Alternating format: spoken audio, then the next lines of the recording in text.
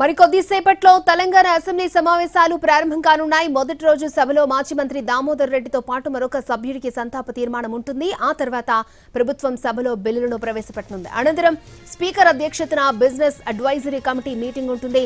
సమావేశంలో పని దినాలు, సభలో చర్చించే అంశాలపై నిర్ణయం తీసుకుంటారు.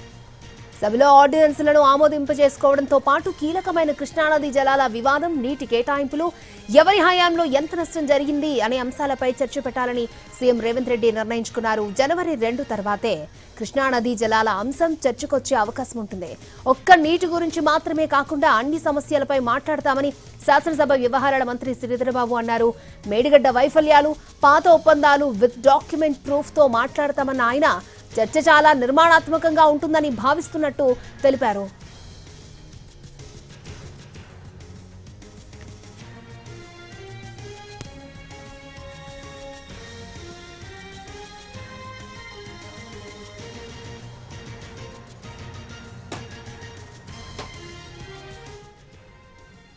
మరి కాసేపట్లో తెలంగాణ అసెంబ్లీ సమావేశాలు ప్రారంభం కానున్నాయి. సమావేశాలకు సంబంధించి పూర్తి అప్డేట్స్ మా ప్రతినిధి చారి మనకి లైవ్ లో అందిస్తారు. చారి, మరి కాసేపట్లో అసెంబ్లీ సమావేశాలు ప్రారంభం కాబోతున్నాయి. మొత్తం 3 నుంచి 4 రోజుల పాటు అసెంబ్లీ నిర్వహించాలనేటువంటి ఆలోచనతో ప్రభుత్వం ఉంది. 10:30 ప్రారంభమయ్యేటువంటి ఈ సమావేశంలో ప్రధానంగా ఇవాళ 2 సభ్యులు, మాజీ సభ్యులకి సంతాప తీర్మానం, ఆ తర్వాత ప్రభుత్వం నుంచి 4-5 బిల్స్ కూడా ఆర్డినెన్స్ తెచ్చుకొచ్చినటువంటి నేపథ్యంలో వాటిని బిల్స్ రూపంలో సభలో ప్రవేశపెట్టబోతుంది.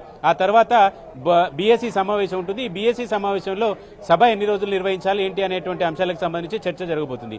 అయితే కాంగ్రెస్ పార్టీ, బీఆర్ఎస్, బీజేపీ ఈ పార్టీలన్నీ కూడా ఇప్పటికీ సభకు సన్నద్దమవుతున్నాయి. చాలా రోజుల తర్వాత మాజీ ముఖ్యమంత్రి కేసీఆర్ ఈ సభకి రాబోతున్నారు. ఇప్పటికే తన నివాసం నుంచి బయలుదేరారు. మరి కాసేపట్లో అసెంబ్లీకి చేరుకోబోతున్నారు. అయితే కాంగ్రెస్ పార్టీ కూడా మాజీ ముఖ్యమంత్రి కేసీఆర్ ని సభకు రావాలి అని చెప్పేసి పదే అప్పీల్ చేస్తూ వస్తుంది. ఆయన సేవలు, ఆయన సూచనలు, ఆయన సలహాలన్నింటినీ కూడా వాడుకోవాలనేటువంటి ఆలోచనతోటే ప్రభుత్వం ఉందనేటువంటి అంశాన్ని కూడా స్పష్టం చేస్తూ వచ్చింది. అలాగే సభ నిర్వహణకు సంబంధించి ఇప్పటికీ ప్రభుత్వం అన్ని రకాలుగా చర్యలు తీసుకుంటుంది. అయితే కేసీఆర్ సభకు రావడానికి సంబంధించి అంశాలు కావచ్చు, సభలో ఏ అంశాలు చర్చకు రాబోతున్నాయి, ఇలాంటి అంశాలు మాట్లాడడానికి ప్రభుత్వ విప్ మనతో ఉన్నారు. అలాగే కేసీఆర్ ని రండి అంటున్నారు. ఇవాళ సభకి ఆయన వస్తున్నారు, ఎట్లా చూస్తారు? తప్పకుండా ఒక ప్రతిపక్ష నాయకుడిగా సభకు వచ్చి చర్చించాల్సిన అవసరం ఉంది. గతంలో 10 ఏళ్లుగా తెలంగాణకు ఏ రకంగా నీళ్ళ వాటర్లో అన్యాయం చేసిండో, పాలమూరు రంగారెడ్డికి ఏ రకంగా ద్రోహం చేసిండో చర్చల ద్వారా మేము సిద్ధమంటున్నాం. ప్రతిపక్ష హోదా నిర్వహించలేని కేసీఆర్ ఏదో బయటకు వస్తుండు, ఇవాళ వస్తుండు, ఏదో రాష్ట్ర నాయకుడు బయలుదేరినట్టుగా వాళ్ళు ప్రతిపక్షాలు గగ్గోలు పెడుతున్నాం. మేము స్వాగతిస్తున్నాం.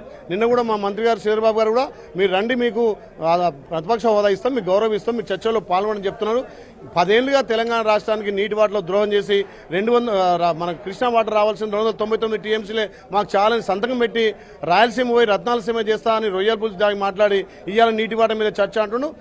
ఇవాళ ఒక్కరోజు వచ్చి సంతకం పెట్టి పారిపోయేది కాదు. మేము చర్చలకు సిద్ధం అంటున్నాం. చర్చల్లో పవర్ ప్రాజెక్ట్ కూడా మా గౌరవ ముఖ్యమంత్రి గారు, అదేవిధంగా ఇరిగేషన్ శాఖ మంత్రులు ఉత్తమ్ కుమార్ రెడ్డి కూడా సిద్ధంగా ఉన్నారు. మీరు చర్చల్లో పాల్గొని హరీష్ రావు చెప్తున్నారు, మీరు చర్చకు సందర్భంగా మీరు మైకులు కట్ చేయొద్దు, ఎంతసేపు మాట్లాడితే అంతసేపు టైం ఇవ్వాలని చెప్తున్నారు.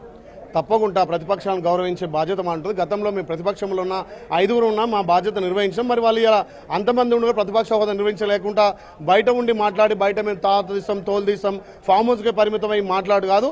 తెలంగాణ ప్రజలు మీకు ప్రతిపక్ష హోదా ఇచ్చి ఆ ప్రతిపక్ష హోదా నిర్వహించి అన్ని చర్చల్లో పాల్గొని మీ ఆయంలో ఏ రకంగా నీటి వాట్ల ద్రోహం జరిగింది, మరి ఇప్పుడేం జరుగుతుంది, చర్చలకు సిద్ధమంటున్నాం. చర్చల్లో పాల్గొని మీకు తగిన సమయం ఇస్తాం. తప్పకుండా సభాపతిని కూడా కోరి మీకు సమయం మీకు ఇస్తామని చెప్పి మాటిస్తాం. అంటే మీరే కృష్ణా జిల్లాలో వాటా తగ్గించడానికి అసలు మీకు అవగాహన లేదు, నీటి పంపకాలకు సంబంధించి మీరే అన్యాయం చేసిరు అనేది బీఆర్ఎస్ చేస్తుంది వాదన. మీరేమో కాదు, మీరే చేసినట్టున్నారు. అసెంబ్లీ సాక్షిగా చర్చలు జరిపితే తెలంగాణ ప్రజలంతా గురి చూస్తారు కాబట్టి అసెంబ్లీకి వచ్చి మాట్లాడాలి. బయట ఏదో మాట్లాడి బయట దుబారా మాటలు మాట్లాడి ఇష్టం వచ్చినట్టుగా తెలంగాణ యాస భాషను మాట్లాడుకుని 10 ఏళ్ళు అధికారం ఉండి ఇలా తెలంగాణలో తిట్ల పురాన్ని నేర్పింది కేసీఆర్. ఇలా అనవసరమైనటువంటి రాద్ధాంతం చేసి ఏదో వస్తుండు దేనికి వస్తుండు, ఆయన రావాల్సిందే కదా, అటెండెన్స్ కోసం కాదు. రేపు చర్చలో పాల్గొంటామంటాం. నీటి విషయంలో కాదు, తెలంగాణలో ఈ 2 ఏళ్ళు ప్రజాపాలన మీద కూడా చర్చకు సిద్ధం అంటున్నాం. వాళ్ళు పాల్గొంటే సంతోషం. Thank you sir, thank you very much. మొత్తానికి అసెంబ్లీ సమావేశాలకు సంబంధించి ఇవాళ కేసీఆర్ అయితే అసెంబ్లీకి వస్తున్నారు. మరి కాసేపట్లోనే సీఎం రేవంత్ రెడ్డి కూడా తన నివాసం నుంచి బయలుదేరబోతున్నారు. ఇవాళ మొదటి రోజు పెద్దగా ఎజెండా ఉండకపోయినప్పటికీ జనవరి 2వ తేదీ నుంచి కీలకమైనటువంటి అంశాలు అలాగే ప్రభుత్వం పెట్టినటువంటి బిల్లులకు సంబంధించినటువంటి అంశాలన్నిటి మీద కూడా చర్చించబోతున్నారు. అయితే ప్రధానంగా కేసీఆర్ ఇవాళ సభకు రావడానికి సంబంధించినటువంటి విషయంలో ఇంతసేపు మనం చూసాం. సభకు వచ్చి ఇవాళ సంతకం పెట్టి వెళ్లడం కాదు, అసెంబ్లీలో కృష్ణా జలాలకు సంబంధించి బయట ఏ విషయాలు అయితే మాట్లాడారో ఆ విషయాలన్నిటి మీద జరిగేటువంటి చర్చలో కూడా కేసీఆర్ పాల్గొనాలనేటువంటి అంశాన్ని కాంగ్రెస్ డిమాండ్ చేసింది. ఇక బీజేపీకి సంబంధించి హిల్ట్ పాలసీ అలాగే నీటి పెంపకాలకు సంబంధించినటువంటి విషయాలన్నిటి మీద కూడా చర్చ చేయాలని బీజేపీ ఇప్పటికే డిమాండ్ చేస్తుంది. కాబట్టి ఇవాళ బీఎస్సీ సమావేశంలో ఏ పార్టీ ఏ అంశాలని ప్రధానంగా ఫోకస్ చేయబోతుంది, వాటిలో ప్రభుత్వం ఏ స్పీకర్ వేటిని అనుమతిస్తారు చర్చకు అనేది చూడాల్సి ఉంటుంది. ఈ రోజు ఇద్దరు సభ్యులకు సంతాప తీర్మానం, ఆ తర్వాత ప్రభుత్వం నుంచి బిల్స్ ని టేబుల్ చేస్తారు. ఆ తర్వాత సభ వాయిదా పడుతుంది. ఆ తర్వాత బీఎస్సీలో ఈ అసెంబ్లీ నిర్వహణకు సంబంధించినటువంటి ఎజెండా మీద చర్చ జరగబోతుంది. ఓకే చారి.